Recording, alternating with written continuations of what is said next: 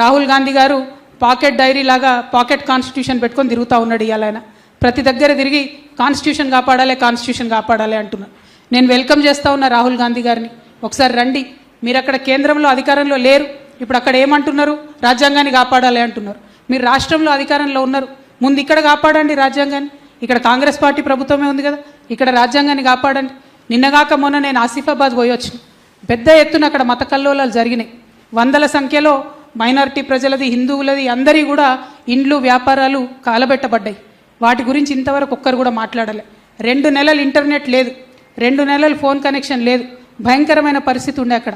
కానీ media coverage కూడా ఇవ్వలేదు. మరి అటువంటి పరిస్థితి ఉంటే దాన్ని రాజ్యాంగ హననం అనకపోతే ఇంకేమంటారు?